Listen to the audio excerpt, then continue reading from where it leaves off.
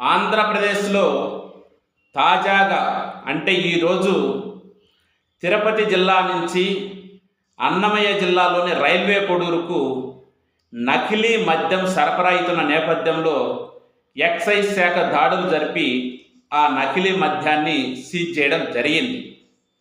అంటే ఇక్కడ మనం అర్థం చేసుకోవాల్సింది ఏంటంటే, ఏదైనా ఒక నకిలీతో కూడినటువంటి పదార్థం కానీ వస్తువు కానీ తయారైందంటే అది ఒక ప్రాంతానికో ఒక జిల్లాకో పరిమితమయ్యే అవకాశం లేదు.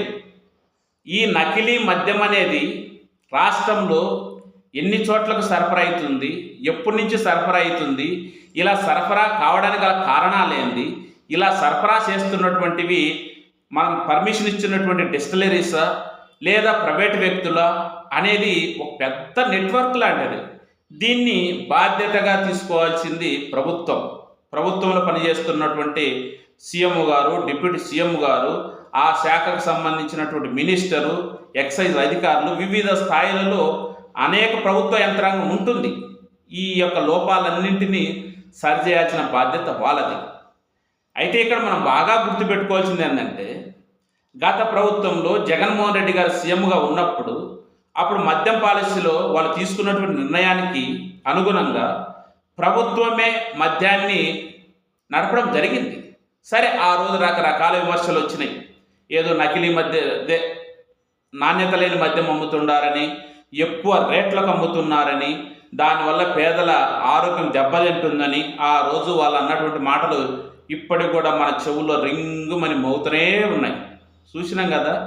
ఎలక్షన్స్ ముందు ఇప్పుడు ఎవరైతే గౌరవ స్థానంలో ఉన్నటువంటి ముఖ్యమంత్రి చంద్రబాబు నాయుడు గారు ప్రతి మీటింగులో 40 సంవత్సరాల అనుభవం ఉన్నటువంటి ఒక వ్యక్తి ఒక మద్యం గురించి పదే పదే పదే పదే చెప్పి ఆయన చెప్పే తీరును బట్టి చూస్తే బహుశా మద్యం సేవించకపోతే జనాలు బతకరు, మద్యం అనేది ఆరోగ్యానికి చాలా మంచిది కాబట్టి ఖచ్చితంగా మద్యం సేవించాలి, ఆ సేవించే మద్యం జగన్మోహన్ రెడ్డి గారు సరైనటువంటి మద్యాన్ని ఇవ్వలేదు కాబట్టి మేము అధికారంలోకి ఇచ్చి మీకు నాణ్యతమైనటువంటి మద్యం ఇవ్వడమే కాకుండా సరసమైన ధరలకు నాణ్యమైన మద్యాన్ని సరఫరా చేస్తామని ఆయన ఇచ్చిన ప్రసంగాలకు ఈ జనాలు ఓట్లేసింది. ఇక్కడ ఏం చేద్దాం? వాస్తవంగా చెప్పాలంటే మద్యపానము, ధూమపానము, ఈ గంజా, ఈ డ్రగ్స్ ఇవన్నీ కూడా సమాజాన్ని పట్టి పీడిస్తున్న ఒక సాంఘిక దురాచారాలు, సమాజానికి రుగ్మతలు లాంటివి. ఇలాంటి వాటిని అంత అనుభవమైనటువంటి వ్యక్తులు బహాటంగా మంచి మద్యం ఇస్తాం మాకు ఓట్లేయమంటే ఓట్లేసినటువంటి ఈ ఆంధ్రప్రదేశ్ జనాలను ఎట్లా అర్థం చేసుకోవాలి? ఎట్లా అర్థం చేసుకొని సరే, ఇంకా దాని గురించి మనం చేయగలిగేది కూడా ఏమి లేదు వ్యక్తిగతమైనప్పటికీ. ఒక్కటైతే నిజం, మద్యం అనేది ఎట్టు పరిస్థితుల్లో మంచిది కాదు. అది నకిలీదే, నాణ్యత ఉందే లేదా, అసలు మద్యం అనేది మంచిది కాదు అంతే. ఇంకా దాంట్లో నాణ్యత లేదు, తలకాయ లేదు. సరే, ఇలా ఆయన ప్రసంగించడం, ఆ పక్క పవన్ కళ్యాణ్ గారు ఓ జగన్ నువ్వు ప్రజల ఆరోగ్యంతో ఆడుకుంటుండవు అని హేళనగా మాట్లాడడం, అటుపక్క మేడం గారు భారతీయ జనతా పార్టీకి ఆంధ్రప్రదేశ్ అధ్యక్షురాలు పురంధేశ్వరి మేడం గారు ఆమె అప్పుడు కొన్ని కాకి లెక్కలు చెప్పడం జరిగింది. ఇదో ఈ జగన్మోహన్ రెడ్డి గారు ప్రభుత్వంలో వచ్చిన మద్యం తాగి అక్కడ అంతమంది పోయారు, ఇక్కడ అంతమంది పోయారని. సరే, ఆ రోజు రాజకీయ అవసరాల కోసం కేంద్రంలో మన ప్రభుత్వం ఉంది కదా, నోటికి ఏది వచ్చేది మాట్లాడి ఒక రకంగా చెప్పాలంటే జనాలందరినీ కూడా మద్యం మద్యం మద్యం అంటే ఆ మద్యం గురించే ఎలక్షన్స్ పోయే విధంగా తయారు చేశారు. సరే, దూరదృష్టమో ప్రజల యొక్క ఏదో జరిగిపోయింది, గెలిచింది, బాగానే ఉంది. కానీ మీరు అధికారంలోకి వచ్చినాక ఏం చేయాలి? మనం అధికారంలో లేనప్పుడు అన్ని మాటలు మాట్లాడే వ్యక్తులు మనం అధికారంలోకి వచ్చిన తర్వాత మీరు ఒక నూతన మద్యం పాలసీని తెచ్చి టెండర్లు వేస్తే ఆ టెండర్లు ఎవరికి దక్కితే వాళ్ళకి ఇవ్వకుండా ఎవరైనా ఒకరిద్దరు పక్క పార్టీ వాళ్ళు లేదా వ్యాపారస్తులు వేసుకుంటే వాళ్ళని బెదిరించి భయపించి దాదాపు మ్యాక్సిమం ఆంధ్రప్రదేశ్ నుండి 100% షాపులన్నీ మీ పార్టీ కంట్రోల్లో పెట్టుకొని ఈరోజు మద్యం వ్యాపారము రాష్ట్ర స్థాయిలో నుంచి క్షేత్రస్థాయిలో ఊరూరికి ఇంటింటికి బెల్ట్ షాప్ రూపంలో ప్రవాహంలాగా పారుతుంటే నకిలీ మద్యం రాక ఏమవుతుంది? ఎవరికన్నా భయం ఉందే?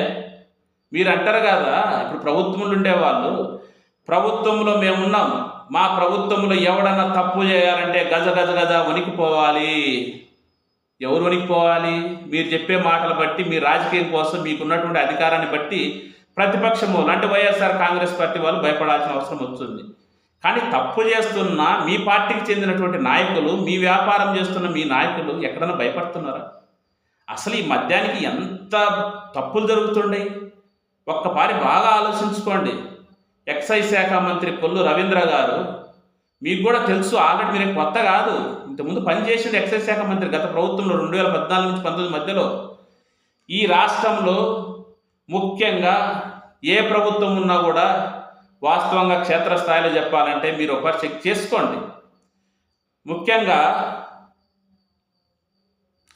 ఈ యొక్క తెలుగుదేశం పార్టీకి సంబంధించినటువంటి వాళ్ళు ముఖ్యంగా చాలామంది మద్యం వ్యాపారం చేస్తున్నారు. ఆ చేసే వ్యాపారం అనేది డిస్టిలరీస్ రూపంలో కాదు, నాటు సారా కూడా కాల్చుతున్నారు. ఆ వృత్తి అనేది వాళ్ళు ఎప్పటి నుంచో కొనసాగుతుంది, ఈ రోజు వచ్చేది కాదు. దాన్ని ఎందుకు కంట్రోల్ చేయలేకపోతున్నారో అర్థం కావడం లేదు. జనరల్గా ఇప్పుడు ప్రభుత్వము ప్రైవేటు వాళ్ళకి ఇచ్చింది. ఆ ప్రైవేటు వాళ్ళకి ఇచ్చినప్పుడు వాళ్ళు ఇష్టం వచ్చినట్టు వాళ్ళు సిండికేట్ అయ్యి ప్రభుత్వం నిర్ణయించిన ధరల ప్రకారం కాకుండా వాళ్ళు ఇష్టం వచ్చిన ధరలు ప్రాంతాన్ని బట్టి, ఊరును బట్టి, టైంను బట్టి, రాత్రుల పూటలైతే ఇంకా పల్లెలకు పోయినటువంటి బెల్ట్ షాపులు డబల్ రేట్లకు అమ్ముకుంటున్నారు.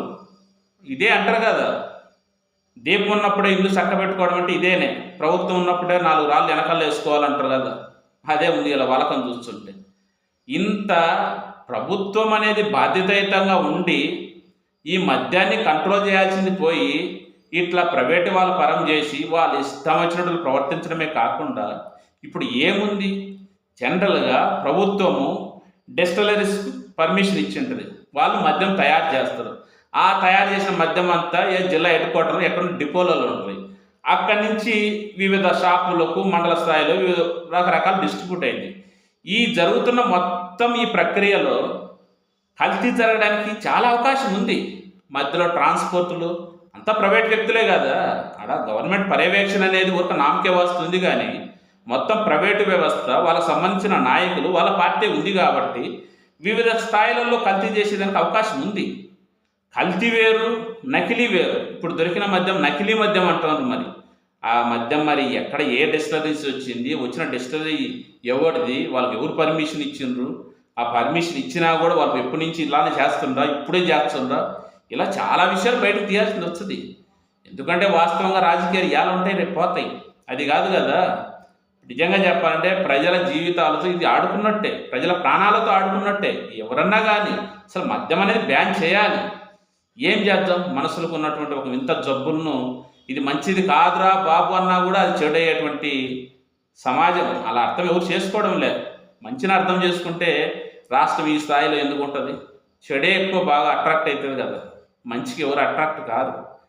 సరే, ఏదేమైనా కూడా రాష్ట్ర ప్రభుత్వం మాటలకు పరిమితం కాకుండా, లేదు మన వాళ్ళు ఆర్థికంగా బలపడాలనేటువంటి ఒక దాన్ని ఏమంటాం, ఒక ఆలోచనలు లోపల పెట్టుకోకుండా, ఏ కంపెనీలో కానీ ఎవడన్నా కానీ ఇలాంటి కల్తీ మద్యం, నాణ్యత లేని మద్యం, నకిలీ మద్యం తయారు చేస్తున్నా, సరఫరా చేస్తున్నా వాళ్ళ మీద కఠినమైన చర్యలు తీసుకొని వాళ్ళకి ఆ లైసెన్సులు కూడా రద్దు చేసేటువంటి విధంగా చర్యలు తీసుకోవాలి.